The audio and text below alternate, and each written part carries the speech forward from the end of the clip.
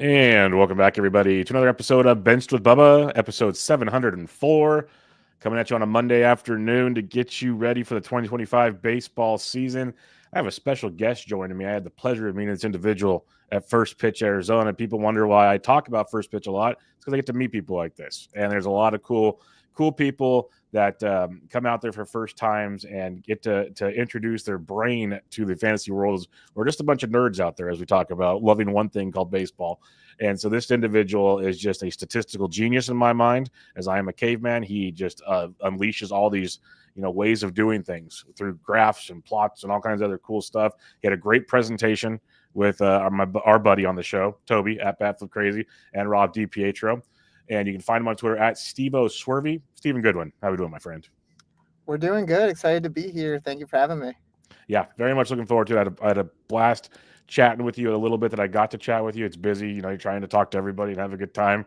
So I'm glad we kind of talked there and got this ball rolling. So I'm looking forward to seeing what we're going to chat about tonight about the OCs or just roster construction. So what are you thinking so far here on these? 2024 was this your first year kind of breaking down roster construction more so than previous years? So I've been around the NFBC since 2019. Kind of got hooked in 2019. So I've been around, and I've always obsessed over this stuff. Like in the off seasons, looking at rosters, like how do the teams that are successful build? Like how do the teams put teams together, and not just like the player analysis part of it, but also like the underlying like pieces that build winning teams. So I've kind of always like been doing this. A year ago though, I kind of like broke into Twitter and I kind of just started posting things, and through that I've met all sorts of people. I was in FPAS, Yep. FPAS is awesome, right? Like Yep. playing poker with Jeff Erickson, like Yep. it's sick. Like I had a blast and meeting you, and I'm looking forward to what's in the future too with me. Yep. For sure. So you've been playing since 2019 on the NFBC, which is awesome. You've been breaking things down. So let's get into some of your stuff we're going to talk about here, and we'll go deeper on certain things than others. But when you're looking at the kind of the 2024, like, do you primarily play OCs? Let's set it up that way. Is that what you primarily play, or what's your favorite format on the NFBC? So I definitely started out with OCs. OCs are my favorite, but Yeah. I've gotten into mains. Like where my success, like I kind of had a down year in 24, but where my success has been is in the OC. And I also play mains. I did an auction championship this year as well. So I only did one DC as part of the CLQ. So I'm not really a DC player, but I don't mind them.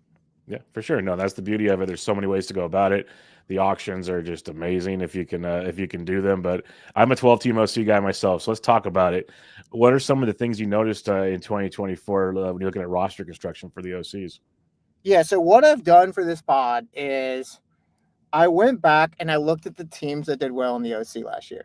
And I went back and and remember, these teams did well by the whole season, well in Fab, well in the draft, and well in just managing their roster throughout the season. But what I did is I specifically looked at the teams that did well. What did they do in the draft? So what were they trying to accomplish in the draft? And what were they setting themselves up for to then have a successful season? So what I did for this podcast is I kind of I went through and I evaluated the OC, and I found who I think did the best in the OC last year. And I'm gonna walk through some of those teams, and we kind of show what's going on in their build structure as we go. I love it. And I have a few things I could share too. Maybe we'll get to that. If you want to, yeah, because there's a YouTube, like people do watch it on YouTube. So if you want to, you have the access to share if you'd like. Knock yourself out. There's a present button at the bottom. You can use that and go ahead and feel free to share stuff if you'd like. Totally up to you. It'd be a lot of fun. So for those listening to the audio only, you can check us out on YouTube as well and get the goodies with that. Yeah. So I'm going to share my screen, and we're going to start. Can you see my screen? Yep, there you go. Okay. We're going to start with John Paulsma, who won the OC last year. And I actually posted about John Posma 2 weeks ago on X, but in order to understand what I did, I basically broke everybody's draft into 3 different parts. The first part is the composition, and that's what we're looking at right now.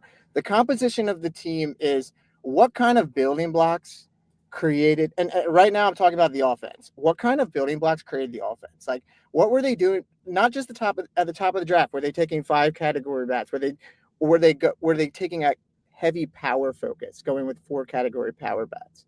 So if you're looking at this diagram that I have here, and again, this is just John Posma, and this is the only one that I have pretty to show for this podcast. But what I was trying to do is find all the avenues where Posma took an offensive piece in the draft. So, for instance, John Posma, one of the things John Posma did is he really attacked middle infield. From the start of the draft, he wanted to fill second base or shortstop with a 5 category bat that had speed. He wanted speed coming out of his middle infield. And he also John Posma, let me get back to this. John Posma won 7 of 13 OCs last year. He got second, and then he got 3/3, a 4th, and a 5th. So what I was trying to do is see, like, the first thing is the composition of the team. John Posma really attacked the infield. He always took middle infield and often filled both those slots early. He also took 2, almost always he was attacking catcher. He was taking 2 4 category bats. So if we look at this chart right here, you can kind of see the avenue where he's going for each position on his team. Okay. So the second thing that he did is that the second thing that I looked at is the positional context, which is kind of what I was just talking about. And the third thing I looked at is location. Okay, so I just wanted to get those 3 out of the way. So for John Posma, things that he was doing in his draft, he always took 2 closers before round 10 in every single draft. In the draft that he won the overall, he took 2 closers before round 10. He always took at least 5 pitchers in the first 10 rounds. Now, originally when I was doing this, I was trying to group everybody's teams that won together and say, hey, 35% of the teams went hitting heavy. And then I was trying to get to these percentages. But what I realized is there's so many ways to win. And it's impossible to, like, categorize everybody individually like that. So things that he was doing is he was staying extreme. John Posma never strayed from the balance scale. Whenever he went 3 hitters, he backed it up with pitchers right after that. And then he went back to hitting, and then he went back to pitching. From a pitching side, and we're going to get to this, but on the pitching side, a lot of where John Posma success was is he hit.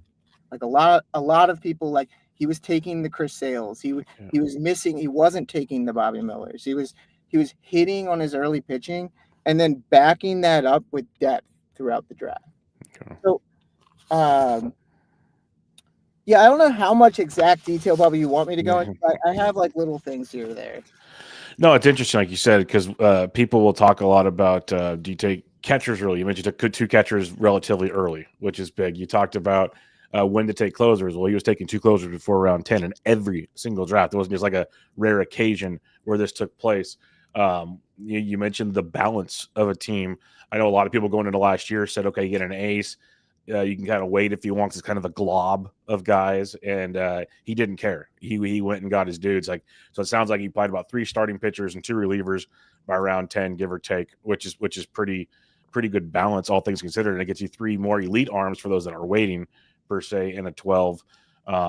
It is very interesting. Did you see any differences in, obviously, if he's still taking those pitchers we talked about, that's not a difference per se, but did you see any other differences with him if he, based on, like, where he was drafting, like towards the top or the back end of a draft, or is it still just like he had his same pockets he was pounding throughout the go round? So yeah, so again, I think he was just setting things. It looks like he was targeting the back end of these are all his drafts. So he had a couple Shohei. He like when again, some of this is KDS, right? You have good Yeah. KDS years, you have bad KDS years. So again, what I really wanted to get from the early bats, like he was pairing speed with power. A lot of people say, oh, we had Shohei Ohtani. Well, Shohei Ohtani was 50-50. So like he was getting a lot of his speed in the core of his team. So he was off the bat trying to build a team that at the center had speed. Okay. And then another important thing about Bosma is how did he fill the rest? Again, I talked about him taking early catchers. He really was going after Sean Murphy last year. That didn't really work out, but he was attacking early catchers. But in the back end, like I'm going to be talking about this with other players, but the kinds of players people take in the back end, like a lot of the people we're going to talk about today, they took, the vets that fall, the guys that some of the people we're going to talk about weren't taking the shots on the back end. Some of the people we're talking about today did. So Paulsma he mixed a couple things in. He had a couple round 18 Robert Suarez. So I talked about how he always got two closers, but he also hit on a few like random late closers too. Okay. Yeah, then that's an interesting point because you hear a lot of guys when we talk, drafting OCs compared like 12 versus 15s. You'll hear like, oh, on the back end, you can take more chances. You have a 7-man bench. You're going to, churn and burn a lot of them. Here's your chance to see if you can hit the lottery ticket, per se, as some people might say. When then there's the boring vet card. You mentioned Posma kind of sticks to it. Maybe some of these other guys, like you said, we're going to talk about. Some don't, as you mentioned. But like you got Dave Potts, who's a very, very successful fantasy player, and he's talked about forever that, hey, I love the boring vets. That's his thing. Like he loves boring is beautiful. So what else did you see from Posma that stood out? You said he obviously, like you mentioned, you got to hit on the sales, you got to hit on the Robert, you got to hit on these players. That's tremendously huge. But at the same time, he had a recipe for what he was doing. Like, did you see him have a pattern of like a consistent player he was drafting late? Like, I got to get this guy. That was kind of a focus of his, or was there anything else you saw? I did look at diversification. He was pretty diversified. So Okay. I think the big thing, what really struck out to me was he was attacking short, like back to the middle infield. He wanted shortstop, second base. He was getting a lot of Ellie. He was getting a lot Bobby. He was getting the guys at the top, and he was filling his shortstop with other really good guys. Like he wasn't like he was trying to fill middle infield and third base a lot. He was targeting third base too. So I think that's one big thing that I took away from his drafts. Again, I just want a disclaimer here. Like, there's many ways to win. Just because 100%. John Paulsma won the overall and did these things doesn't mean that next year it's going to be the same. So that's why I went into a bunch of players and trying to show people that there's different ways to win. No, and I'm glad you mentioned that because when like Ryan on Bubba and the Bloom, Brian and I, we did a positional recaps already, and one thing that really, really stood out is a position like shortstop. That's why it's really interesting hearing that Posma. And yeah, he won the OC overall, but he's also one of the most successful fantasy players we've had in this NFBC game. And to hear him go heavy on shortstop, we talked about on the show after like between his like 8th and 10th shortstop off the board last year, according to ADP, there's a drop off, like a dramatic drop off. So if Posma's peppering 2 shortstops pretty early, he does kind of have an upper hand there. Think about it. He's got 2 of maybe the top 10, and there's 12 teams. So you need at least 12 shortstops, if not more. So he's starting to like take away some of the advantages other people might have if they wait, type thing, if that makes sense. I might be wording this wrong. But to do that's big. We've always talked about third base can be a kind of a cesspool at times. So he's finding maybe the weakness in the field and attacking it, knowing, yeah, outfield has depth. It might not be elite, but has depth. Where like shortstop and third base depth, it's rough at times. So that's a very interesting way to attack it. All right, so who's the next player we wanted to take a peek at on this one? Because these are fun, especially since you've already kind of hinted they don't all draft alike. They don't, and the second guy, and it's fun for me too because I'm trying to. A lot of what I've been doing around the game, around the NFBC is like, this game is so fun to me. So like me going through these players, it's so fun. Like our second guy is a really underrated NFBC player. His name is Kyle Brinkman, and Kyle Brinkman this year won 4 of his 15 OCs.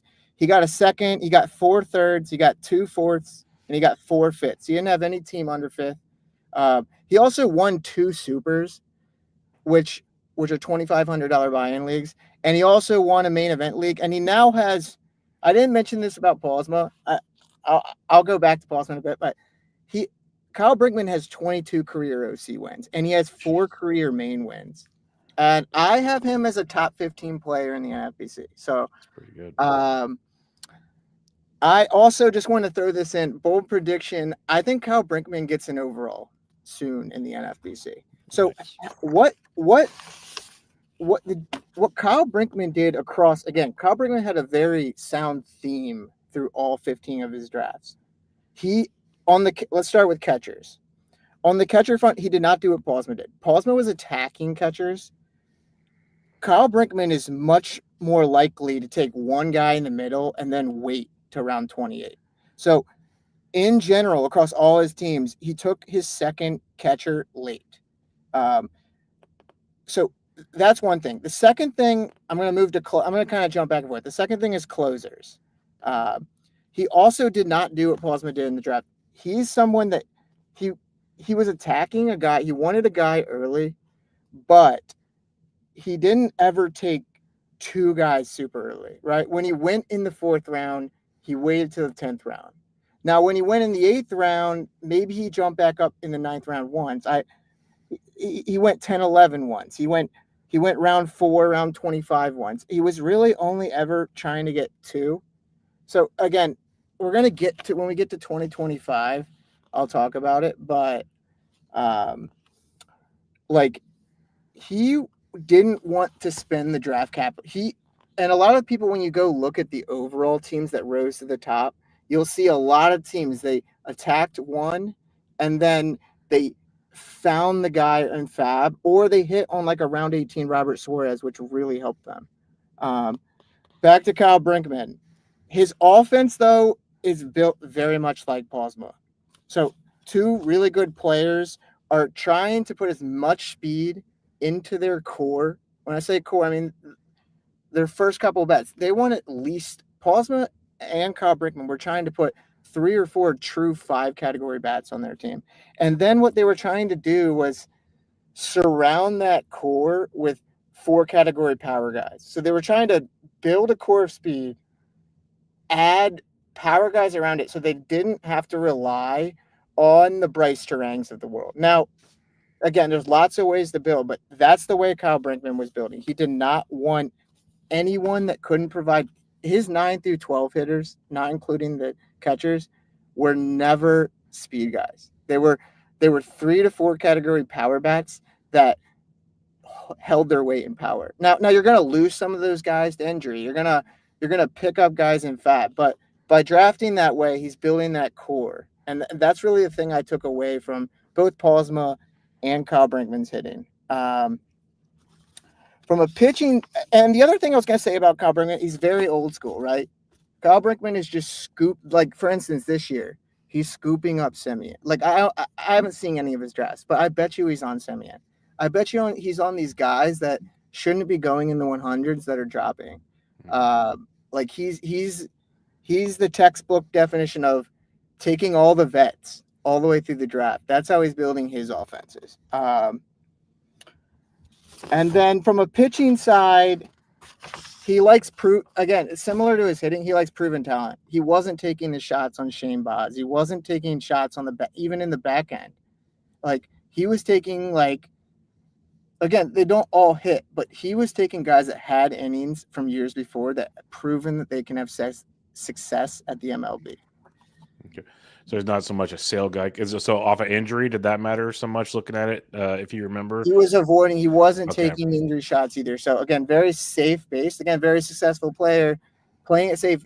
Again, a lot of times, like in the OC, you'll hear, like, you got to take shots, like, down the line. But and I think that is important. When you go look at the overall, you see teams that did take shots. But there's also these teams that consistently win that were taking that safer route. So, again, just showing that there's different ways to do it.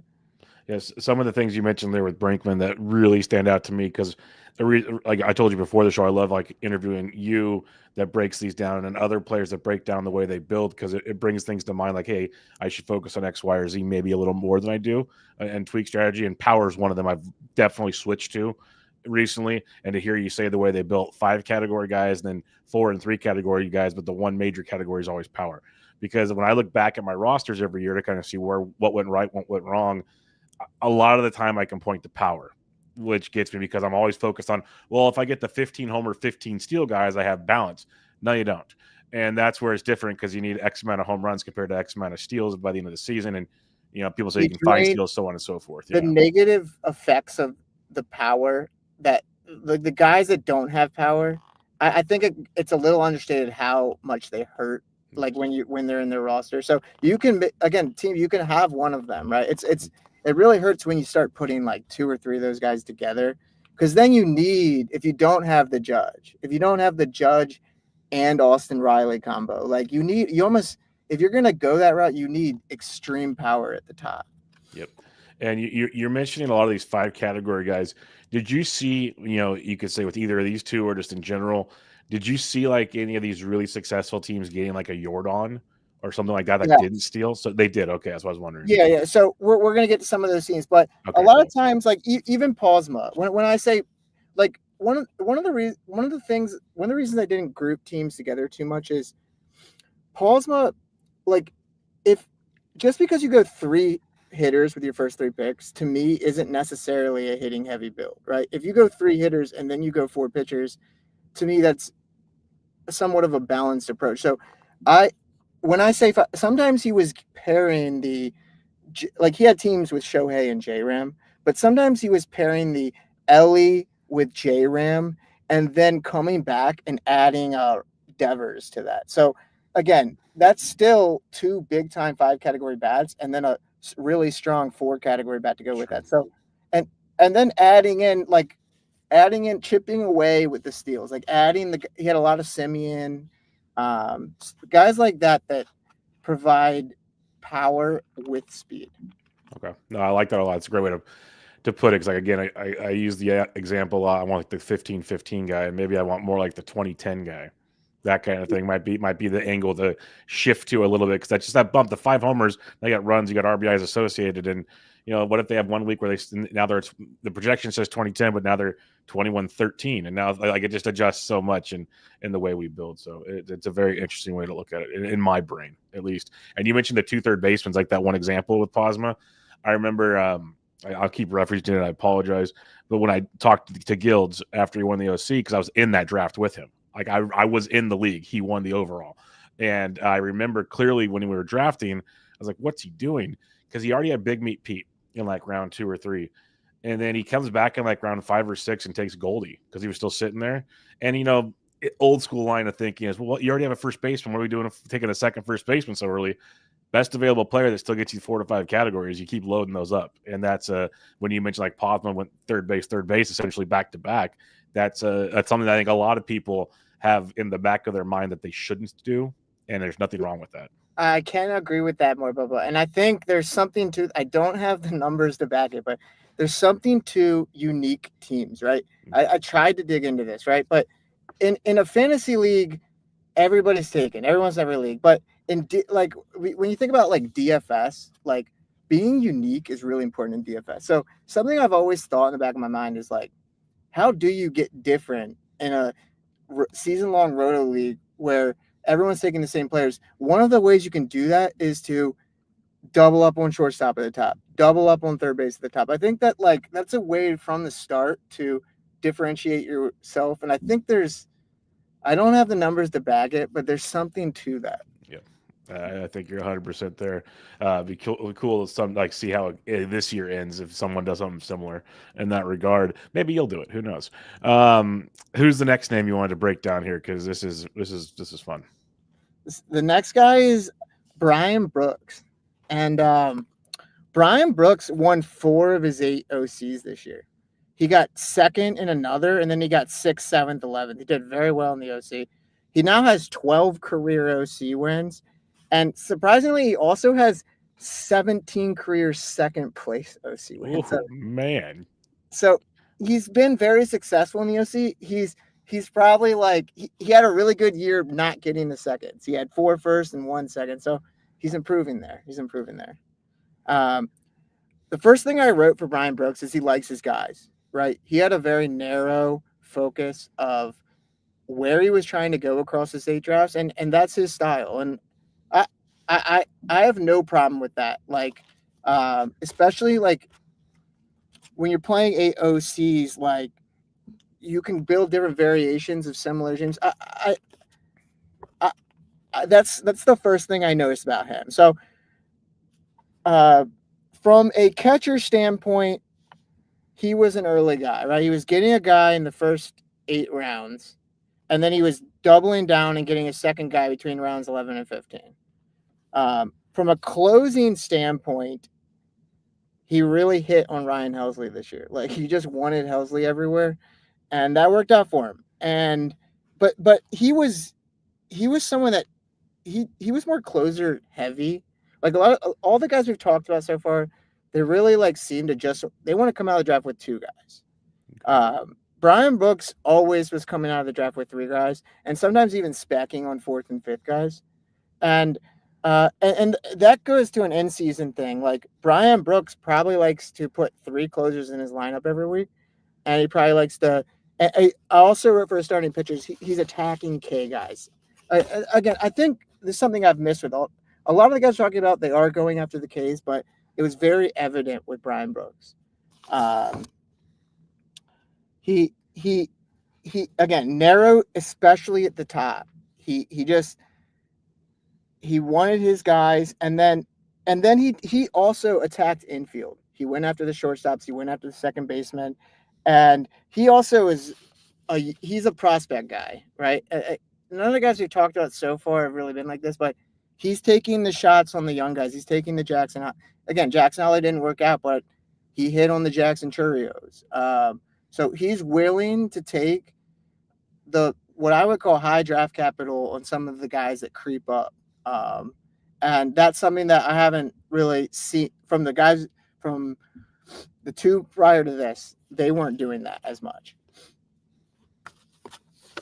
Okay, so he took more chances. He waited on pitchers, but the closer thing is interesting because I know that's a philosophy I've tried from time to time, especially like in say rounds 25 through 30, specking on a couple guys that might be able to get you there. Because in like the back of your brain, it's well, if they're not going to be the closer, that you can drop them, so on and so forth. Life moves on. If they hit though, you don't really have to play the closer game on the waiver wire, which is awesome as well because only so many succeed in that regard. So that's interesting. And then again, like a broken record, you mentioned attacking the Ks. That's something else I've so far this year have been like in the back of my brain. I'm willing to potentially sacrifice a few other minor things to go and lock in dudes. Because when you look at 200 strikeout guys last year, wasn't a ton. There's a handful. You can name them. I think it was either 9 or 11 or something along those lines. Something small. And from 190 and above, like the gaps start to stretch out. And if you can get like 2 of those guys, you're already ahead of the game. And that's where I think it's interesting. Now it could hurt you in ratios and whatnot. That's a whole other discussion for another day. Can't really predict ratios that well. That's the fun of the game. So it is interesting. Pepper the Ks. He's locking in saves, whereas the other guys, they still were focused on certain things, but a little more balanced with. It felt like more focused on getting those big 5 category, like locking in positions hitting wise compared to what Brooks did. Yeah, and he also always put 4 hitters on his bench, so that's different. Interesting. 7 spots. Gotcha. A lot of times you'll see 5-2. I see a lot of 6-1 as well. 6-1 being pitchers. I personally think, just from looking at all the data, I think a lot of what I see is trying to and build out depth on your bench of starters, right? You want to have somewhere between 10 and 12 starters that you can make decisions with each week. Like that's something I like to do. And I see that when I see some of these good players, like they're trying to, at least coming out of the draft, sometimes they're taking shots, but sometimes they're taking the safer guys and saying, I want to start the season with choices and decisions. And that is something I see as well. Um, but yeah, Yeah, no, that's always a question: is what do you do with the bench? Again, it comes back to do you take chances or do you want to have those decisions, as you say? Because that's the fun part about this. And to win it overall, you have to be both. But there's a lot of good people, the people that can draft really well. There's a lot of people that can manage in the season very well. There's not a lot that can do both really, really well. That's the big conundrum behind this. So, kind of how you draft, I guess, placates hopefully your management strategy on things. So, let's go to the next one here. What do you have for Tony Nataro? yeah. So for Tony Notaro, he won 4 again. John Paulson won 7, and then a bunch of these guys won 4. And I didn't just there's some we're gonna get some other guys, but Tony Notaro won 4 of his 11 OCs. He now has 7 OC wins, and the other ones he got second, a third, 2 fourths, a fifth, a sixth. He did get 112, but again, very well across the board. And again, I didn't just go looking at the volume players, but what the volume players were able to like the data is able to show me trends across 15 drafts that of successful players. Like I did go look at the teams that played one league, won one league, played 2 leagues, won one league. Like yeah, and all the stuff we're talking about is there, but I wanted to see patterns in the successful volume players from this year. And again, it's just the draft. Like you mentioned it, prior. You just mentioned it. Like these teams had to like grind through the season to win. They didn't just draft a perfect team, right? So what I was trying to do here is understand just what they were trying to get out of the draft. What when they got out of the draft, what was at their disposal? Yep. No, like you said, because a lot of what I guarantee you, if you talk to at least half these guys, would tell you that their draft strategy was because, like I said, this is how I could operate in season. I know I can find a closer if I need to find a closer. I can go find speed, or these positions are going to be tough, so on and so forth. So that's definitely in line with. I would imagine that's in line with their strategy drafting guys. So for Tony Notaro, he is someone that waited. He took a catcher in the middle round, somewhere between round 13, 17, and then he waited till the end to take his catcher too. I'm someone personally that like over the years, like especially in the OC, like the value of 2 catchers, like it's hard to like conceptualize it until it really clicks with you. But like people, like I when I started in the NFBC, I was the person that was like, why am I? No, I'm waiting till the end every time. And over the years, like I was in the second OC. Yeah. I went. I know you don't like Will Smith, but I went Will Smith JTR. Hey, he's still. Real quick, I'll let you finish, but I'll say this for those that are curious. Will Smith, I'm not a fan of being like a top 3 guy, like some like to claim, or a top 4 guy. Is Will Smith a serviceable catcher that produces better than majority of the catchers in the league? Yes, I will admit that 100%. So I'm not going to speak for you, but if you're talking 3 to 4 category catchers, he's 100% one of them. I'm not going to downplay that at all. I think he had a little bit of a down year, but look at where he is in the lineup on the Dodgers. Like he's a very valuable catcher, I think. And I'm not necessarily looking again when it goes back to the speed thing, and I kind of one thing I'm changing a little bit my strategy is about K's this year, and we talked about that. But I've always been speed guys. Like I want speed at the top, and when you take that, then you can. Will Smith really fits well into that. If you're like behind on speed, you start thinking, oh, he doesn't have any speed, but he's a 4 category bat that is going to help you across the board. I got off track, but so he was waiting for catcher, but he went really hitting heavy. So he wasn't taking catches early, but sometimes he wasn't even getting a second starter until after round 10. Wow. And again, he won 4 of 11 OCs. Like he again, it's not just the draft. He did well, and he is also someone he was prioritizing power over the speed. Now, because he was so hitting heavy, he basically was doing both. But he was going at the top. Sometimes he didn't get speed at the top, and he went Judge. He would take a Judge Matt Olson or a Judge Riley and then come back with a Jazz Chisholm. So he was doing it a little bit differently than some of the other guys, but again, super hitting heavy. And he also was willing to take shots. He was taking the Y Langfords, he was taking the Churios, he was taking the Holidays throughout all parts of the draft. Tony Tara also super K guy, right? He wasn't looking at guys that don't have Ks. Even in the late game, right? He was stashing DeGrom. That's not really a good example, but he was going after the Mackenzie Gores. Like he was going after the Shane Bozes, like guys that I would call last year's shots. Nothing wrong with them, but he really had no problem taking them. And then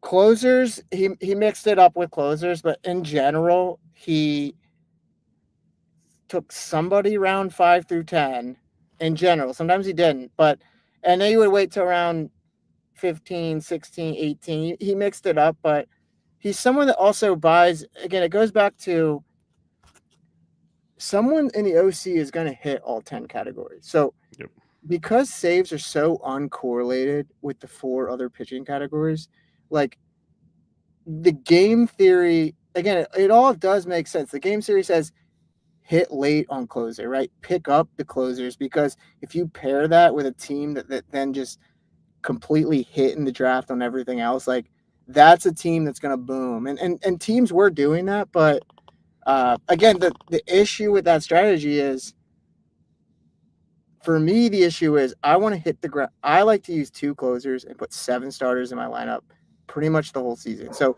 I want 2 guys from the start. I want to hit the ground running week 1 with 2 guys. When you take a shot, sometimes you have to wait till week 3 or 4 before you have 1.5 guys. Like, I don't know.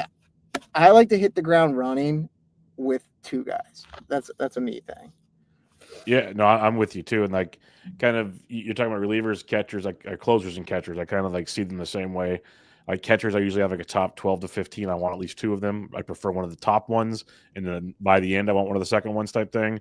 Same with closers. I kind of have a bucket. Like I'll say where I want to leave with them, because like you, I want to know how I have 2 closers by opening day, barring a spring training injury.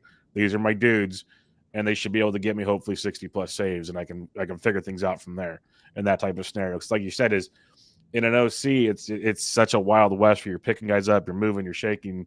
The player pool's different. You've played in the 15s. Like, you look at a roster when you leave a draft in a 12, you're feeling great. Like, if you don't feel good about your 12-team draft, something went really wrong. Or in a 15, there's question marks sometimes already, and that's just the reality of it. So I get it. Like, I don't want my question marks, I guess, in a 12 to be my closer. Let's put it that way. That's where I don't want it to happen. So I'm 100% with you on that. All right, let's talk about Brandon's. I've seen him in a few of my leagues, and so I'm curious what you got on Brandon here. Yeah, so Brandon Waddle, I think he goes by Corked Wood on X. He's a really good player. He won 4 of his 14 OCs this year. He got 2 seconds, 4 thirds, a 4th, 2 fifths, and an 8th. He did very well. He has 20 career OC wins. Okay. Again, going just back to it, I just trying to pick successful players here that have consistent winning in the NFBC. Not necessarily just this year. Guys that have proven track records of what are they doing in the draft. Again, it wasn't the only thing I looked at, but I just getting back to that point. I wrote that he's an OC specialist. He kind of just does OCs in the NFBC, but he's really good at them. Hitting, he attacked the infield. Probably sound like a broken record here. This is one of the big themes that I think I think it is talked about, but securing production out of the infield, getting strong stats out of your third base, getting strong stats out of your middle infield. There's nothing wrong with trying to play the shortstop game, but you can really get an advantage stacking the middle infield and third base. First base in general is a position that, when I say infield, I kind of leave out, it's included, but a lot of people, like, again, it's the board is always changing, right? But the way first base has kind of been in the last half decade is there's just guys throughout that can meet the power requirements. And now that's changing, but a lot of times, like, from a first base theme, people were waiting, but that doesn't mean they weren't sometimes adding the Freddie Freeman and like Freddie, for instance, Freddie Freeman. Like to me, I see 5 category. A lot of people will be like, "Oh, he's not a 5 category bet." To me, like Yeah, he is. he is, and he's getting an elite other four. Again, he's not an elite speed 5 category bet, but he is a 5 category bet. Yeah. Again, speed with power, another huge theme, right? These teams, again, like 46 teams in the OC had Shohei that won their league. There were 228 leagues in the OC. Like 48 of them had Shohei Ohtani. But you can get lost in the Shohei Ohtani, or you can understand that Shohei Ohtani was a 50-50 player. Like this year, like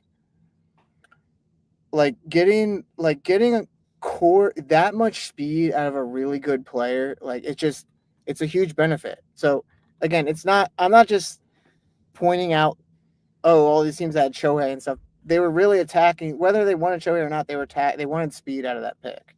And then the other thing about Brandon Waddle is, he's another guy, proven vets from a hitting side. Like he wasn't taking shots on guys. He was creating that core, again, very balanced approach. He's putting a bunch of 5-category bats, surrounding them with a bunch of 4-category bats, and then adding 3-category power guys to the back end of that. So like his 9 through 12 hitters weren't power deficient. Another big theme. From a closing standpoint, from a catcher standpoint, he's another guy that tended to wait. He took a guy in the middle. He didn't wait for both. He took a guy in the middle, and he waited till the end. So we're kind of seeing different philosophies on catcher, and that works for people. And like people point to Yainer Diaz popped up out of nowhere a couple years ago, and people who picked him up that year hit huge on that. So like, yes, like. That's where Brandon Waddle wants to do. He wants to find the Yainer Diaz.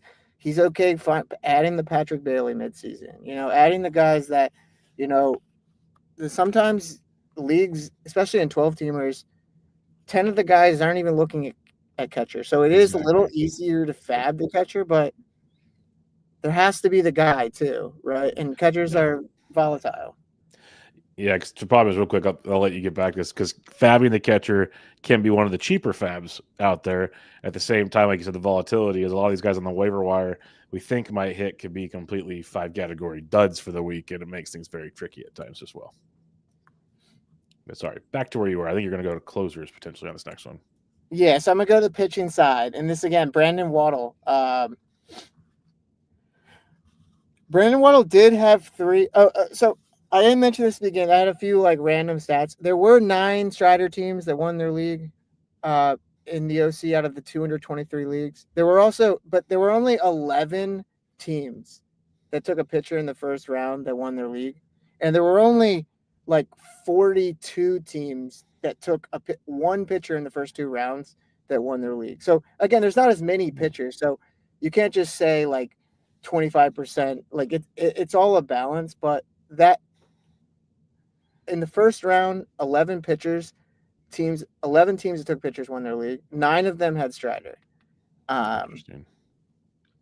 So Brandon Waddle on the pitching side, he took early guys. He mostly always took guys in the top 10 rounds. He sometimes made that the 11th round, but he was targeting early guys, and then he was taking some shots at the back end. So he was adding the 3rd, 4th guy, hoping for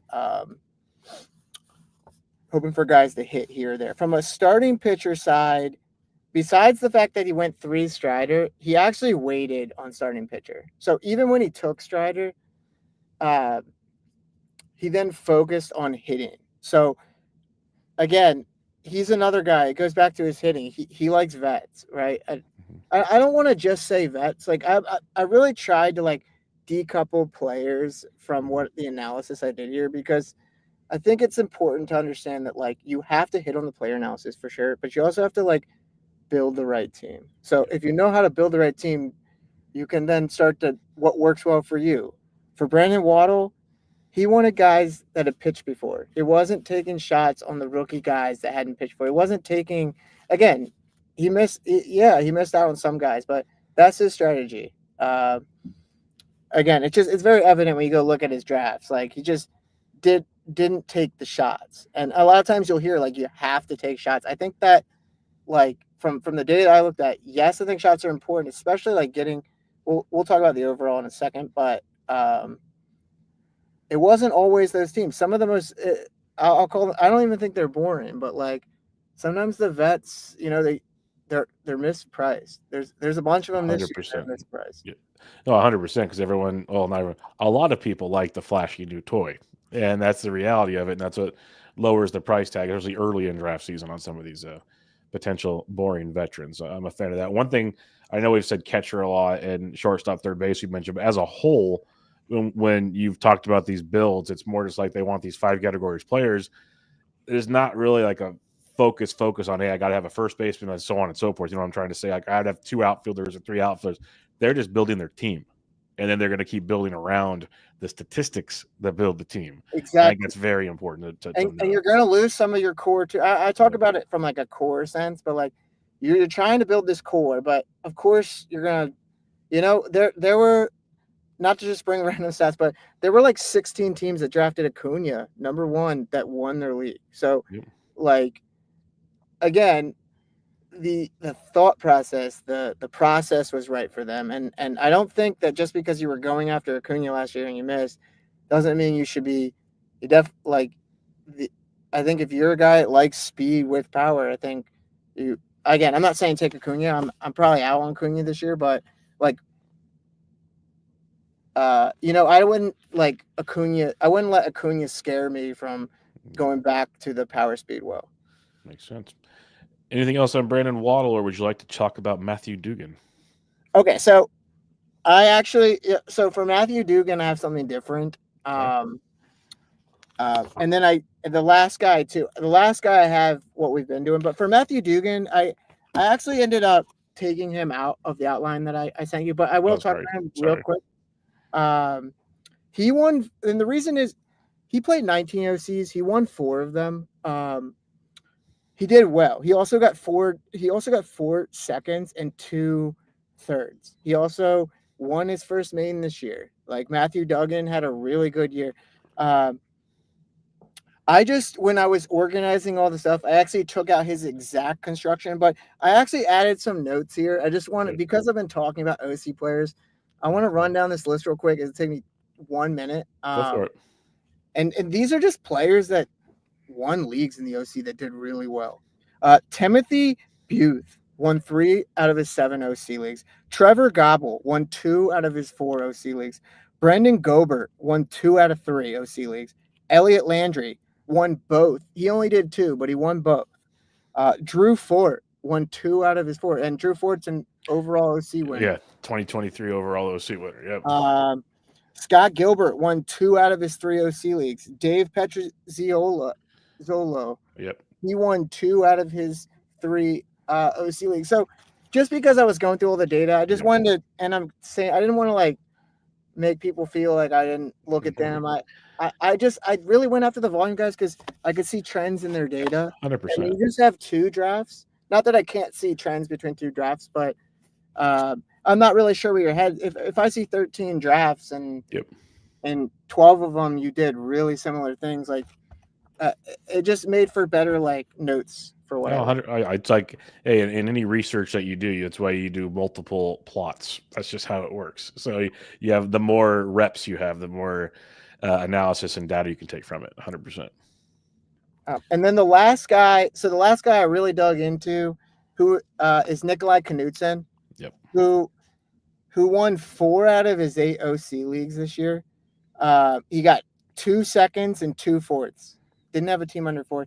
He did extremely well. He also won his first main this year, and he qualified for the Champions League. Yep. And that's kind of like, for me, like I was helping covering the Champions League stuff over the season, and I have so much fun doing that, and it's really exciting. I'm definitely doing the Champions League qualifiers again this year. I didn't do well, but again, I had a down year. We can maybe get to that at the end, but I really missed on pitching this year. So so back to Nikolai Knudsen. He's also he has 11 career OC wins, and he really didn't start till 2021. Yep. So he's been piling up the wins in the last couple of years. His hitting, again, kind of trying to keep it understandable for everyone. He had a very power early focus. He was someone that different from everyone we talked about so far. He was targeting the power way more than the speed. He's a prospect guy. He's very much in. He was very much in on the Churios, and there's certain people in the NFBC that like. It's not me, so I don't quite understand it, but again, a lot of success.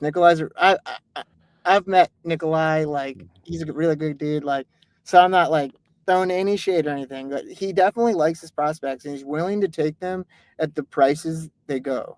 Yep. And then the other thing about him is he's a little bit opposite of everyone we talked about from like a construction standpoint.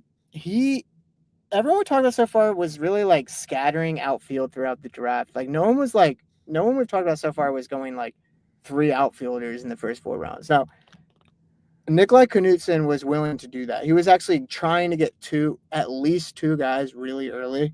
And he also was attacking that third base. So he was trying to put elite power in his third base with the elite. He had a lot of Judge, like going with the Judge. Again, he had some speed guys too, but a lot of times you would see like I don't know, Judge, Matt Olson, Riley, or something like extreme power focus at the top. And then from a pitching standpoint, closers, again, attacking early, taking a guy 4th, 5th, 6th round, doubling back down 7 through 8. And one of the trend. I'll finish with his starters first. His starters also, he had a mix. He wasn't just like his hitting. He took a lot of like the guys at the top that were vets, guys proven track record. But this is something that maybe I'm learning to adapt to too. But he was taking the Jared Joneses of the world last year, and I think again smart shots here or there. He was hitting again. Really successful player.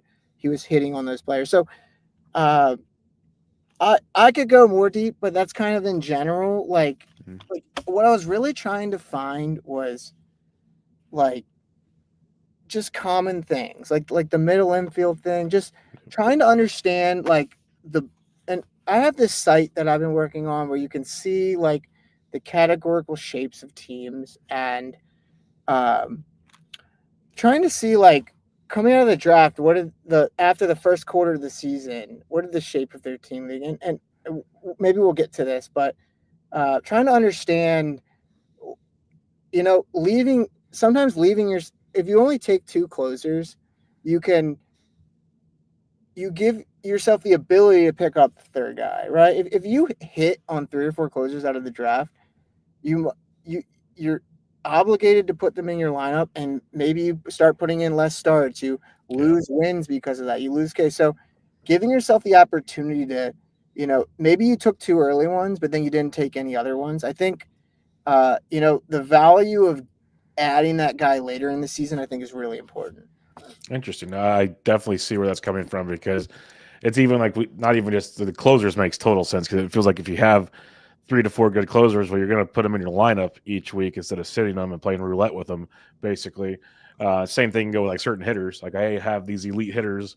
How do I sit them type situation, even though I have a guy picked up on the wire who's maybe the best second half player we're going to see all season, so on and so forth. Like who do you play and sit type scenarios, which becomes very, very interesting. But that was fun because, Nikolai, I know him as well. He's been on the show. As good dude. Good dude. Very fun player. So look forward. I actually will meet him in Vegas this year, so that'll be a lot of fun as well. Let's talk about kind of maybe an overall kind of viewpoint here, because that's one thing that I've always struggled with. Like I'm just trying to win my league, and then I talk to these really successful players like, hey, how do you draft for the overall per se? and I know there's in-season stuff and everything, but when you're looking at some of these teams that finished well in the overall, what kind of maybe similarities and differences did you see in these teams?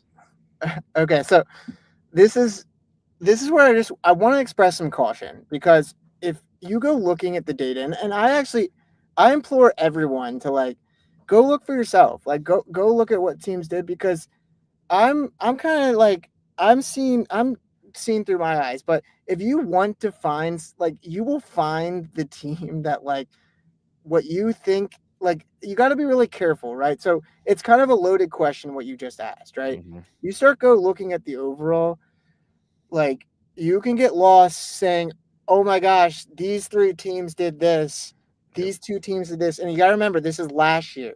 Things change every single year. So I think the first thing I wanted to say is balance. I think there's this idea that like teams at the top maybe like take some extreme strategy and like that's what's elevating them up to the top. I don't think that's the case. I think the teams that took a balance, again, just because you take 4 hitters in a row at the start of the draft doesn't mean you're hitting heavy build if you go a bunch of starters after that. So keeping the balance of your team together, right? You need all 10 categories. You need your team to be working together, right? If you got all the power guys, and then you add in the Maciel Garcia, or you add in the Bryce Terang to help catch you up in speed, you need the right guys to fit everything together. So the first thing I want to say about the overall is like, if you go start looking at the overall, you will find the biases in everyone. You'll find the teams that you think, oh, they did that, that's what I should do. Oh, these people did that. I don't think there's one thing that brings the overall. You'll see teams that took shots, right? You'll see the teams that had Paul Skeens, and you'll say, oh, I have to go get Bubba Chandler this year. I like, again, I'm not saying don't take Bubba Chandler. I'm just saying like that's what happens. Not a must. Yeah. So that I just want to express caution, and I actually really do implore, like, I've built some tools that help me look at this data a little bit easier, so I don't have to like poke around the NFBC site too much. But like, I think you'll see teams that are perfect. You'll see teams. John Posma won the overall. He took 2 closers, rounds 6 and I think that team was 6 and 9. Mm-hmm. Super balanced. Again, the team was a Shohei J-Ram team, so you can point to that, or you can point to the fact that throughout the entire draft, again, it wasn't just the draft that won the league. His management won the league too.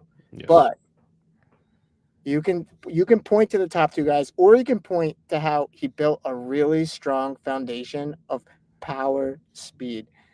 Right? Again, when you do that at the top 2, you're kind of inherently getting average too. I know there's this big focus this year on I want average. I need average. But like, you can't get too far away from the fact that you need these teams. A lot of teams at the top have a dominating, especially in the OC, a dominating hitting core. Absolutely dominating. Sometimes 3, 4, 5 elite 5 category bats, and then pairing them with the Santanders of the world. Mm-hmm. Pairing them with the guys that are going in the 100s, 200s that aren't the speed guys. They're dropping. This year it's Adolis Garcia. Yep. This year it's Castellanos. Like, these guys that just because they had a tiny down year last year, they're getting penalized even though they shouldn't be. I think that, like, that's, again, I'm not just pointing to Posma, but that's how Posma builds, right? He takes the discounts on the guys that shouldn't have fallen, and he takes the vets that have, especially bats, that just guys that are, again, the other thing is like these guys are hitting first, second, third, fourth in the lineup, and they're going around 200 stuff. I think there is something to the lineup position thing too. So that's one thing. The second thing is you will see people taking the shots, right? You'll see teams that did everything I just talked about, but also had Paul Skeens. They did everything I talked about, but they got around 18 before earlier season. I'm going to get to, I didn't put it in the outline, but I'm going to get the timeline of OCs too. And one of the reasons I want to do this pod with you is OCs are starting up. And I think there's some really, really interesting things about the early OCs. But like people were they're hitting on the shots, but the back end of their drafts weren't just like 10 guys that were mixed with guys that also added to those cores. And I didn't really talk about the pitching core because pitching's a little bit like there's not as many positions, so it's a little hard to see the core, but building that ratio base and building that K base and then adding onto it, and then you add the guys you want to take shots on. I think that's something I was seeing. So again, I tried to what the other day I was trying to bucket every single team. And I was trying to be able to come on this pod and say 15% of the people in the top 50 did this. And I was going through all the data and I kind of stopped myself because you can find anything you're looking for if you're looking for something. And I didn't want to think that way. I wanted to take the players out of it and understand what are the teams being built. And maybe not everyone thinks that way. Some people it's all players, but I think you need to have a plan. You need to understand you need to have a plan for every position, not just second base. You need a plan to go through. You need to know what you can get at the end of the draft in order to decide what you're going to take at the top of the draft. I think the teams that are successful are thinking about that, and they're saying, "Hey, they're finding the pockets, and because of that they're attacking where they feel that they need to get those certain positions." Yeah, no, I'm with you. It's something I've tried to talk about a lot in the recent years, at least for myself, and hopefully it goes off to others. Is like I love the idea of just show me stats and block out names. Just do that so I can build my team based on the stats I need, fill the positions up. I don't care what the names are.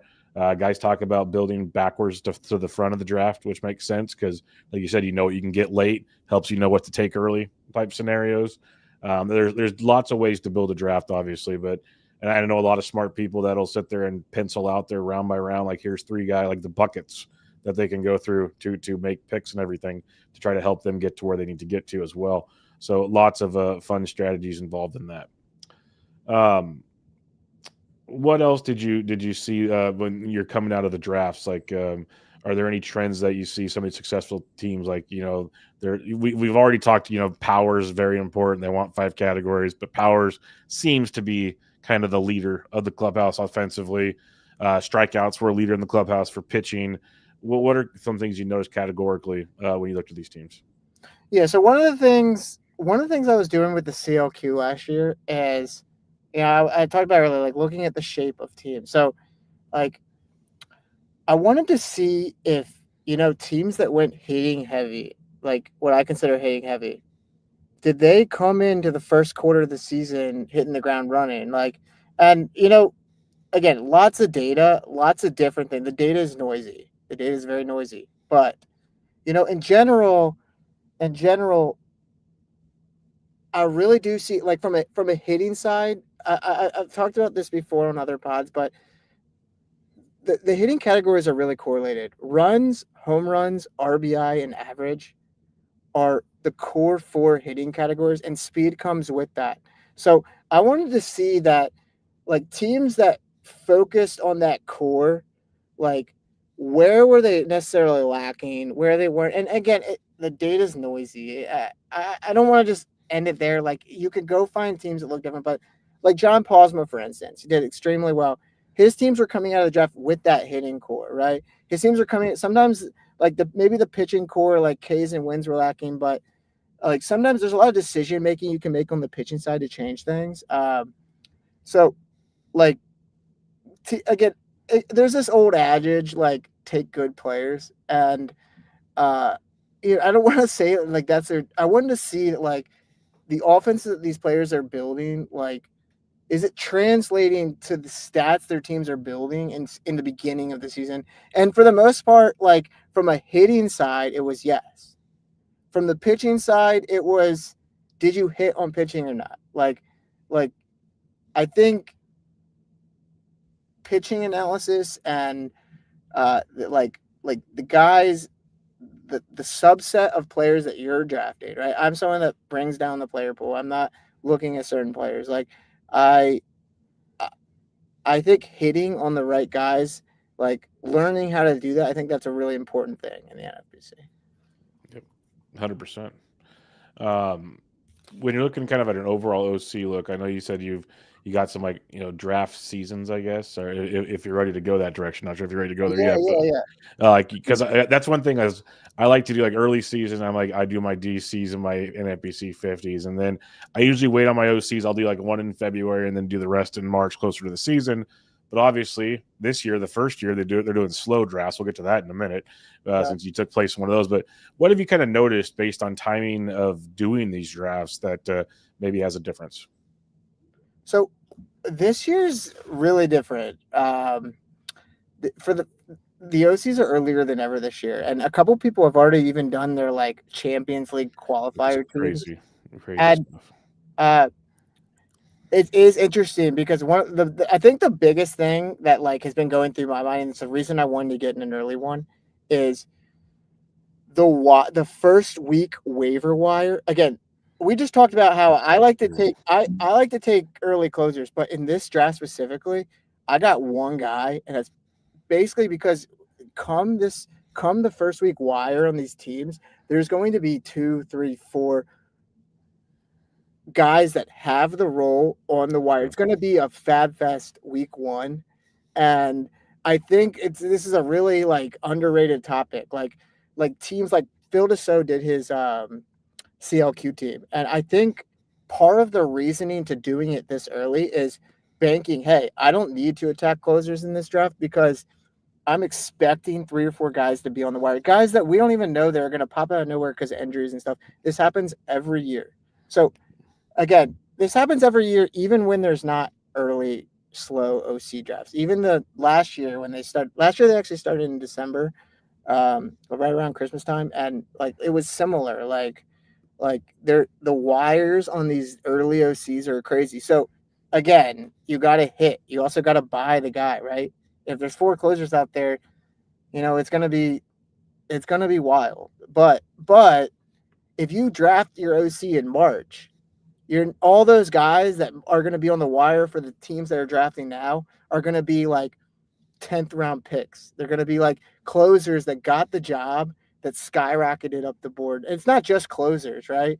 It's all these other like it's all like the guy. It's also like the shots, the guys that are gonna, all the rookies that are gonna move up near 100. If you want them now, if you wanted Wyatt Langford last year in the OCs, you could have been taken around 160, 180, and then all of a sudden he moves up into the top 50. Like that's the benefit of the early OCs. Now you're talking to someone that does a lot of, like last year I did a lot of early OCs. Like it bit me in the butt last year. Last year I had multiple early shares of Kyle Bradish. I had Bobby Miller everywhere.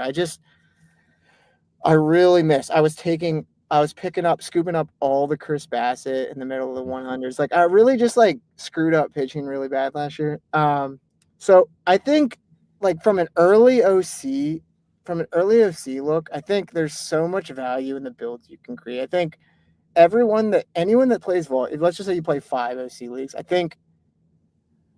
uh, I think you should get into these early ones because like the kind of builds you can create now are different than the kind of builds that are going to be created in March. So I think that's like the big thing from the data standpoint. I didn't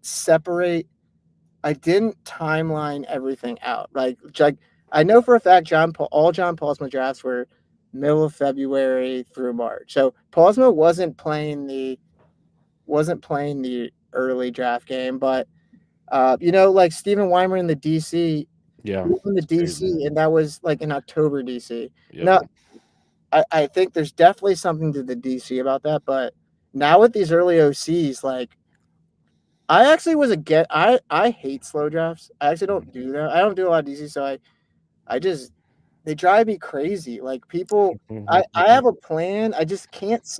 My mind is always thinking about it, and Yeah. especially when it's like 2 picks away, and both people like, Take the fourth oh one. man, like I lose my mind. I lose my mind. Yep, no, I get it. And then yeah, I'll do the slow DCs, but when it comes to OCs or other drafts, like we're blowing and going. I'm not doing that. I'm sitting here ready to go for a 2.5 hour draft, and we're gonna bang it out. That's where I'm at on those ones. Yeah. So I feel you there.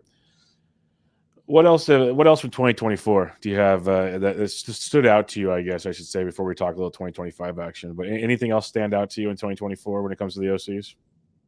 So I think I kind of went through like everything I wanted to for 2024. Okay. I think that like again, I just want to stress. We'll get to this with 2025, but every year is different. I don't think like what I'm looking. I'm not everything I've talked about today. I don't think you should take it face value and say I'm going to do what people did in 2024. But I think what I'm trying to do is open up the thought process. What is your strategy? How can this stuff maybe not don't totally change your strategy because somebody else won 4 leagues? Like, incorporate what makes sense to you, but there are things to learn.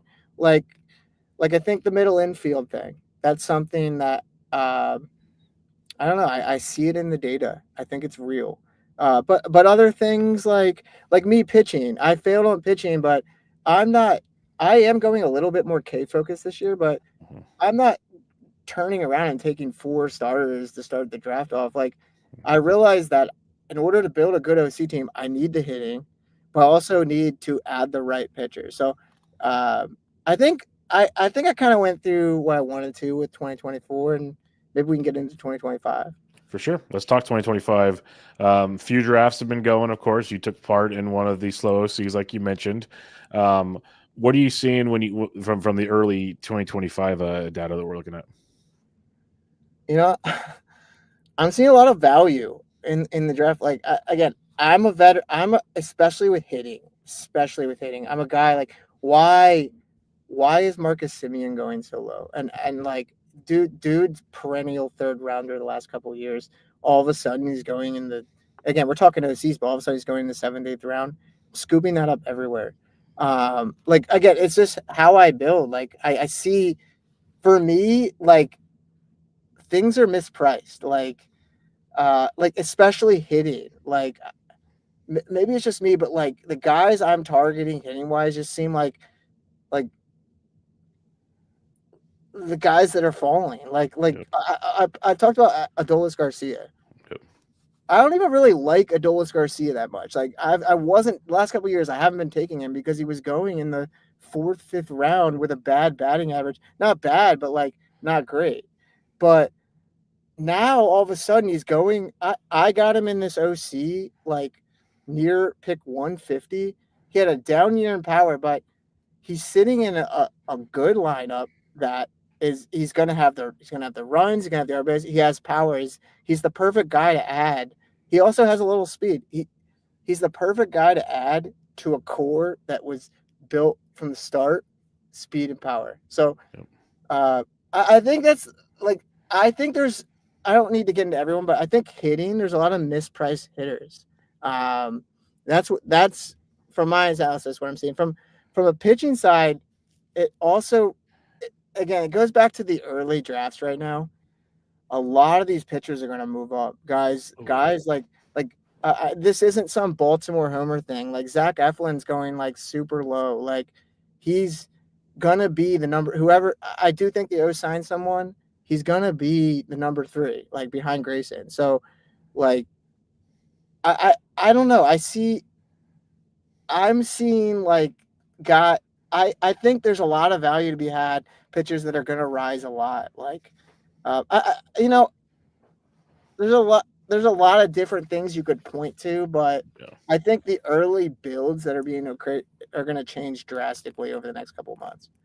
Yeah, no, I'm with you. That's like for us to do the DCs early. It's to get a feel for the player pool, but you also see a ton of those, I guess, quote unquote values when we're drafting that is going to move up. But yeah, for like the fab leagues, like you mentioned, the pitching's going to start climbing up, and it's going to change things a ton. And it just takes 1 or 2 injuries or something to really change the landscape of certain ADP departments, and makes things really, really fun in that regard. What else you got from 2025 that you're looking at here? Because we've only had a couple drafts, like I said. But I guess, we've talked about from 2024, what we could learn from that, take away, adjusting to 2025. What else are you seeing for that? Okay, so for me, I guess I'll talk about a little bit what I'm focusing on. Like, in my draft, I had the 8th pick. I took Ellie. Ellie fell to 8, and pretty good. I went Ellie Lindor, so I went shortstop. Love it. Again, I'm not afraid of like doing something like that because I do buy into like getting different. I buy it, and again, we don't play DFS. That's not what this game is. But in DFS, it's Mhm. almost more important to be different Big time. than to try to build the right lineup. Uh, so again, our game isn't DFS, so you can't think that way. But there is a little bit of like Game theory. one Ellie isn't going to fall to 8 very much at Yep. all. Two, Lindor isn't going to get back to the teams that took Ellie. So Mhm. by getting an Ellie Lindor, I'm kind of getting a unique start. So then I followed it up with Chris Sale and Blake Snell. So again, this is something new, a little changed from what I would have previous. I would have always probably taken a third hitter. I wanted to make sure I get a ratio K base. Like for me, like again, it goes back to my season last year and how I like to build and where I've had success and where not. For me, I wouldn't have always gone back to back starters there. This year I did. It's a little different from my builds. Uh, but like I think like K guys in general, like that's something I'm looking at. Like Yep. uh I, and you know on Rob DiPietro's podcast the other day, Greg Martin was on there and he talked about Logan Webb Mhm. and he said something that really clicked with me, and it was about how like Logan Webb not only did he not help again he had not only did he not help you in ratios, but every time he was out there, Mhm. he was hurting you in Ks. You're Yep. putting a guy out there that not only wasn't helping you in ratios, but also was setting you back in Ks week after week. Now Logan Webb could come back and have a 1.13 WHIP and 3.5 ERA and be fine, but like previously in my NFBC career, you know, Logan Webb is someone that like feels safe to me, that feels like he's a good foundational piece. I think like that's where my mindset's changing, right? Like I wasn't on Chris Sale last year either. You know, I'm someone that I like to see. I have a hard time trusting like, especially like where Chris Sale was going last year, like fifth, sixth, seventh round. Like some people like were all over that. Like I had trouble getting there. So, you know, I'm trying to change that. I'm trying to, you know, change the way my mind thinks so that I'm on those guys this year. And, you know, uh that's kind of where my head's at from like a drafting point. That's not just 12 teamers, like that's 15 teamers too. But for me, that's definitely where like and I've had success in the NFBC too, but that's where I think the most improvement from me can be made on the pitching side because Yep. last year I did very well building the offenses. I was in a ratio hell last year and I couldn't get out of it. I understand you completely on a couple of my OCs. Like I was the ones I did good on a couple. I even won one, but the one I struggled tremendously on, you can point to one thing, and that was pitching, as you mentioned. And a couple points you made there, I've talked about it recently. Is and I'm a Giants fan, so I get it. Like Webb to me is a really good real life pitcher. Like he goes out there, he gives the team 6+ innings every time out, does what the team asks for. But fantasy wise, he's basically Jose Barrios going 50 to 70 picks earlier. Like that's just the grand scheme of things. So he's not helping you where you're taking him. He should be more of an SP 3, 4, probably like 4 to for a fantasy team. But you draft him as a 2 essentially. That's not going to help you, like you're saying. The other thing is to your sale point. I had draft sheet on last year, Pete Christensen, and he is a big time DFS player that plays a ton of NFBC. And he really opened my eyes to the concept because I've done it in DFS for years as well. And the game theory part of it is interesting. Like so, Sale, for instance, or some of these kind of pitchers that you might have question marks, is take the innings now. If they get hurt, whatever, but they're going to be elite innings per se. That's what you're shooting for when you're drafting them. You're not going in and going, okay, I'm going to get 50% elite. You're expecting elite innings. Take for whatever you can get, and then replace them if they get hurt. That's all you can do. Now, Sale ran the whole year, and look how glorious that was. Most of them don't, but you get my point here is maybe not be as timid like you're saying. I'm trying to change my thought process of don't just avoid to avoid. Like there's points where it's okay to avoid. Yes. There's also points where maybe take a step back and realize this is an elite arm. Yes. Maybe take the 75 to 100 innings of eliteness and figure out the rest later. Yep. So That's kind of an angle I've started. So that's what I'm saying. Similar to you, I've taken a lot of time to reflect this past year on things as well, and that kind of like I mentioned some hitting things earlier about don't worry about positions, worry about stats, stuff along those lines. Focus more on power. Pitching, I'm with you. It's like some of these elite guys just take what you can get. Innings pitched is a lot wilder than it's been in recent years, so just take what you can get, kind of. So that's my 2 cents on that. Anything else on 2025? Otherwise, I got or anything else you got? I'll floor it there. Anything else you have before I hit listener questions for you? I think I covered what I wanted to. It's all a puzzle, right? The game board is different. I like to think of Roto. This is a silly analogy, but I like to think of it as like Catan, right? Yep. Like the resources are in different positions, but the strategy is the same, right? You still need brick, you still need wood, you still need steel to build your city. So like the fundamentals are there, but again, the prices and the board and the players are different. So I'll leave it as that. Like I know that's probably a dumb analogy, but I like the game Catan, so I played it the other day, so I've been thinking about it. No, it's all good, man. Like everyone, like, and even the analogies for the game could be like some people say 4D chess, Catan. There's a million ways to do it, which is fun for sure. A couple listener questions for you. We got one in the chat I want to hit up. Adam Brunchin says, I also like banking some boring hitter stats early, quote unquote boring. I find that those middling like 60, 15, 45, 5 to 60 guys find my bench. For example, I had a lot of Mason Wynn bench second half for XYZ middle infielder, the fab guy, heater guy. I don't know if that's a winning strategy, but it's a comfort way to build. Maybe I'll find out if there's a wrong approach. So kind of what he's saying is it goes back to when we were talking earlier about building the bench. Like some guys only have 4, some guys have 5 or 6. And taking those guys that you were saying you have to make a decision per se. So you take that Mason Win late, maybe hold on to him for when it does come through or makes a drop or whatever. But he wanted to give that example as well. We do have a couple Twitter or X questions for you. I'm going to start with one that I have a feeling you know. Yeah. The DPH one. Yeah. One? Yeah. I got that. I'm like, what's the inside joke here?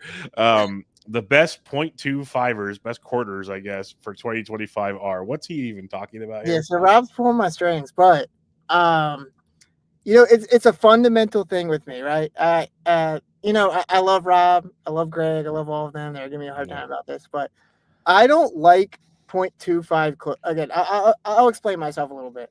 I'm someone that, again, I want to hit the ground running with 2 closers. So because of that, I attack the draft and take the closers. I want to hit the ground running, getting 3.5 plus saves a week. Again, so my roster is always like 5 starters, 2 hitters, sometimes 6 starters. Sometimes I'm speccing on a third guy, but because I want 2 good guys, I'm not. There's this joke that we had that like I don't like there's such thing as 0.5 closers. Does that make sense? Like a guy that has half the job. Yeah, I got you. A 0.25 guy is a guy that like that's a disaster. Yes, he's getting a save. Like he's getting a save here there, but like some people are like specking on these guys, like thinking like Jason Adams, a perfect example of this. He always asked me for this year, like like this year it's still unsettled who the 0.25 guys are.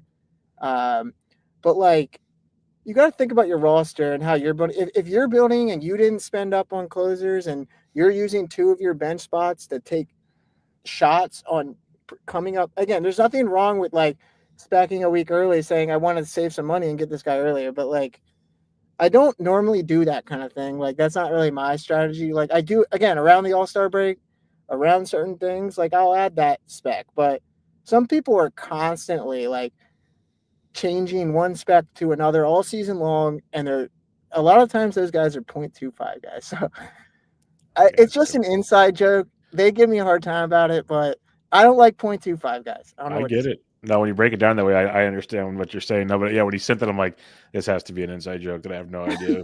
Like it's either meatball lingo or something. But yeah, we were going on in FPAS actually. Like we got like it was like late night one of the nights, and we all stayed at an Airbnb together. Yeah. So Like we just got into it about the 0.25ers. That's funny. That's good stuff. Tomorrow's Baseball Today asks, how many waiver wire moves per week? And if you don't have these answers, that's fine. I do. I Okay, actually cool. just chose something for this. Okay, so he says, how many waiver wire moves per week did the top teams make? How many roster spots were the top teams streaming on average? On average, how many saves, stolen bases did the top team get from their draft first fab? So if you got some info here, I will share your screen and we could have some fun with that. Okay, so and I also didn't talk about this. I'm building this really cool thing. So what I'm gonna do is I'm gonna go to this. I have like different ways to view the data. Oh, sweet. So again, what we're looking at here. I'm about to answer the question, but what we're looking at here is like this is John Paul's. This is the team that won the overall. These are again. I did this little demo at FPAS too, but these are all 10 of the category percentiles. Each little line is 10%. So 10, 20, 30, 40, 50. So you can see that this team is very good. Like it's almost over 90% on every category except for home runs. Does that make sense? Yeah, 100%. Yeah, I get. Even my brain gets this. This is see. So, when I see things, this works good for me. Yeah. So the cool thing about these charts is a really cool way to visualize your team. There's nothing like this, and I think in season there's a lot of cool things you can look at. I also like tracking at bat data. You know, the 80th percent of at bats is 280 at bats per week. That's 20 at bats per roster spot. If you're not hitting close to 275, 280 at bats per week, you're falling behind in the NFBC. That's just a fundamental fact. If you look at the teams that are good, and again, the at bat data is so useful. I'm working on some stuff that can tell me what leagues were good, what leagues were bad. And a lot of it centers around the at-bat data. When you have a league where you see the at-bat data fall off on 6 players, like I can clearly see who's giving up on a season by the drop in at-bats because they're not managing their team. Also, innings pitched, you can see that kind of thing. So, again, I'm just kind of like showing you some things. I like it. This is really cool stuff. But I also have like total fab moves. Like to answer his question, I don't have all of his question, but Paul's made 70 fab moves. Again, there's 27 fab periods. You're looking at like 2.5 fab moves per week. Again, it's not all like symmetrical. You know, some weeks there was probably 0 ads. You know, some weeks there were 5 ads. Like, but you'll see normally like team 2 had 64 total fab moves. Team 3 had 77. You know, I'll just, you know, they all kind of live in the 50 to 80 range. But then you go look at like, I'm going to actually change the view. I'm just going to get like, there's players like Phil. I'm going to go to Phil Deso because he's someone that like, I'm going to go to the main too. Okay.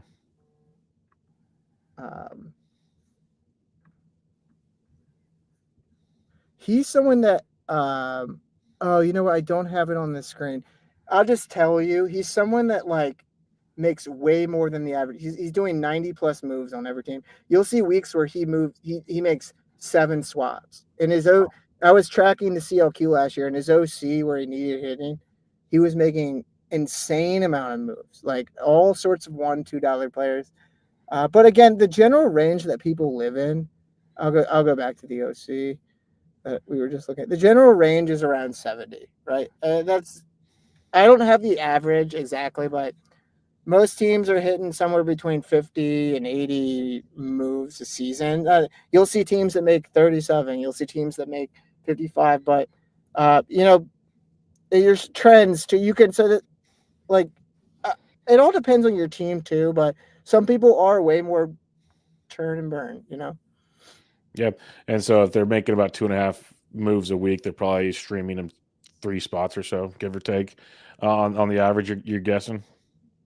Yeah, so it's a tough question because, like, you again, just from the data we're looking again that I can speak on right now, it's not as simple I think as like every guy picks. I don't think he's necessarily like you got to think he's adding to he's supplementing his bench. He's also bringing guys into his lineup. So you don't know if every single guy is just like meant to replace someone else, but you know, like the teams that are doing, you can really see it when you see the teams that do like 100 moves. Like some of them have 3 spots active hitting lineup, like their outfield 4, outfield 5, and corner infield that, you know, the hit for 3 weeks and then they're gone. It's true.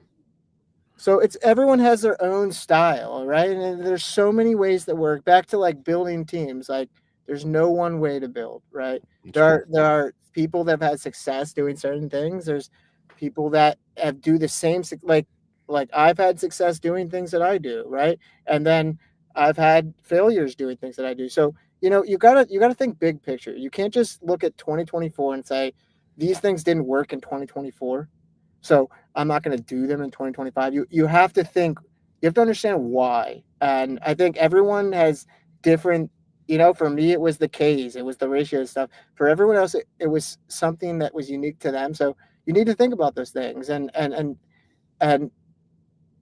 make adjust. Again, I would stress against making too drastic decisions, but it is helpful to go. I think this data is incredibly valuable to like learn and understand the game. I like looking through it. For sure. I like it a lot. All right. Another question I got for you here. Our buddy Dave Petroziello, that you mentioned, did very, very well this past season. He Mhm. says, is there something to be said for spending less draft capital on closers and OCs than in the mains? Obviously, a bigger pool, but also people giving up come August.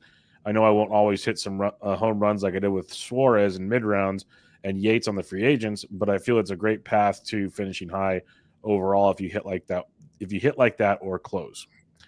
So I guess he's asking, do you see um, spending less draft capital on closers and OCs than in mains? Because you kind of mentioned taking two in OCs for the most part. Obviously, some don't, but Again, something again along at those the lines. top. Again, I hope it didn't come off too much like that. At the top, you see both, right? You Yep. usually one, right? Normally, like again, I try to bucket certain things. A lot of the people near the top, though, like there is that benefit to getting that round 18 Robert Suarez. Like Yep. you can hit. The problem is that if you miss twice, if you try to do it, if you don't take anyone at the top and then you hit and then you try to go 2, 3 guys at the back, but then you miss on them, it's tough to come back from that, right? There are gonna in OCs, there's gonna be, I think in mains too, especially OCs, much lower player pool, right? Much more players on the wire. So you're gonna find, especially like people checking out and stuff with OCs and stuff, like there's opportunity to get the closers you need at the end of the season, but you can't just wait till the end of the season either. Like this year, there were a couple guys that popped up, like Foley popped up, Yates popped up. Mhm. Like again, prior the year before, there was like nobody that popped up. So Yeah. you you you you you could say, hey, this is going to be the year that like 5 guys pop up, but you don't know. So personally, like you see both at the top of the draft. Like it's up to your, if again, game theory says wait and hit. That's what the game theory, because someone's gonna hit. Why not you? Right? Like that's just fact. Someone's gonna wait on closers. Robert D pool hitter, the Yep. year that he won the DC 5 years ago. Like he's talked about this on his pod. Like he hit on late closers. Like Mhm. uh, every competition is different. The DC, you can't pick people up, but um, yeah, I don't know. Like for me, like yes, I'm going after the overall. I play volume, but I want to hit the ground running with some guys that actually have the job. That's just a me thing. But again, somebody is going to hit, and will they have the offense and starting pitching to go with it? That's the question. But it's everyone. There's it's mindset and preference. I don't think you can say there's one way to do it. I don't think you can look all the day we looked at today, everything I've talked about today. Like I don't think from all of it, it shows me that there isn't one way. There isn't one clear way. You gotta. It's a little bit of like a feel from a draft perspective, like what works for you. How do you like to build and kind of tweak off of that. And I think that's a phenomenal way to kind of wrap things up here. Is you mentioned in the end, yes, we can look at all these trends and data sets and all that, but do you is the biggest thing. Like what works for you, what works for your strategy, your mindset, and all that kind of good stuff as well. All right, I do have one more listener question here, but it's not really a strategy question so much. It's actually about a move that took place recently. Brand C at Big Bad B Wolf on Twitter, big NFBC guy. Thoughts on Conforto's value with the Dodgers? I doubt they paid him $17 million to be a bench bat, but if Teoscar resigns, that's what he'll be unless they're comfortable with him in right field, which I doubt, and that would hurt Page's value too. Lots of moving pieces. Yes, lots of moving pieces in LA, lots of them. I think it affects James Outman a ton. Any hopes of James Outman playing much? Because Edman's the center fielder. That's the brass tacks of it. And so there's moving pieces around that. What are your thoughts on Conforto joining the Dodgers? Look, I think he's their left fielder. I think as long as he's healthy, they're going to put him out there. That's just what I don't. Now that they signed him, you never know with the Dodgers. I don't see them re-signing. I'm mental blanking. Teoscar. I don't see them re-signing Teoscar. They got Pages. Like, I just think that like you're not gonna pay again. Dodgers live in a different world, but like Yes. you're not gonna even what was it, 16, 17 million? 17 million, yeah. He's their left fielder, right? As long as he's healthy.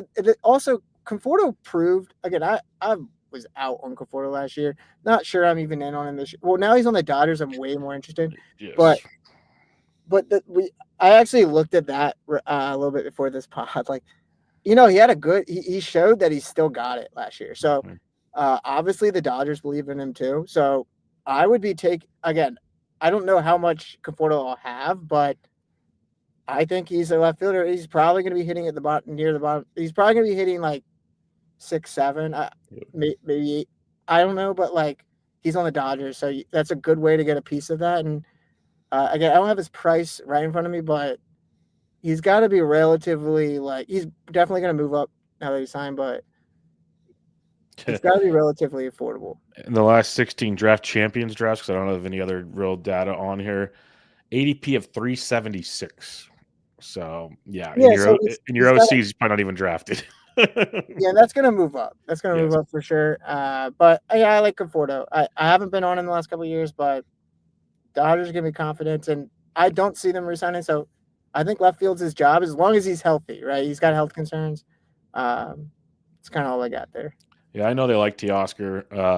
I like Teoscar, but I think it's Conforto, Pages, and Edman. Dodgers can always Dodger, though. Like you said, they got the money to do whatever they want, so you never know. But I'm with you as well on that one. And I think that like they should not sign. In my opinion, they should let they got a good crowded like minor league system. Like, yep, you got to pair those elite, all the money you invested with some talent coming up. I think that's important in like the game. So I hope that they do that and they don't re-sign Teoscar because like these kids deserve to play. Yeah, I have a lot of Pages shares already, so I agree with you 100%. Let's do this. Let's see what happens in that regard. But all right, Stephen, we're going to wrap it up there. Before we head out of here, if you want to plug anything you're working on or that might be coming out, you want to promote anything, knock yourself out. Otherwise, I'm looking forward to seeing when you got these things available. But the floor is yours before we head out of here. Yeah, so you can follow me on X. It's Steve-O Swerve with X. Everyone calls me Steve-O Swervy in the NFBC. But like I had to take the extra because someone else stole the Steve-O Swerve tag. But everyone calls me different things. So like I kind of just rolled with the O Swervy thing. But definitely follow me. I love the NFBC. It's my passion. It's I was destined to play this game. Like I was. And I have so much fun like posting things on X, like things I'm interested in that I think can help people. And I was out in Vegas this past March and I met Bubba and FPAS and I'm trying to get involved. So I do have some things I'm working on. I don't have a timeline though, right? I want whatever I put out to be a really good product. And I have some idea. There could be I don't have exact dates, but I'm working on some things. Again, everything I'm talking about today about the NFBC, like it's all centered around their data and stuff. So I'm having fun with it. I don't have anything exactly like plug on that front, but just be on the lookout. And I'm looking forward to another great baseball season this upcoming March. Well, I'm looking forward to it as well, the season and whatever you have cooking over there. I'm looking forward to seeing when it's fully up and running because your stuff's really cool. Getting to peek at some of it at FPAS and everything. It's and then just share what you shared on the show today. It's fun to see what you got there. So looking forward to all of that and looking forward to chatting with you again sometime, man. So I appreciate you joining me. Thank you, Bubba. All right, everybody. This is Bench with Bubba, episode 704 with the one, the only, Stephen Goodwin. Catch you all next time.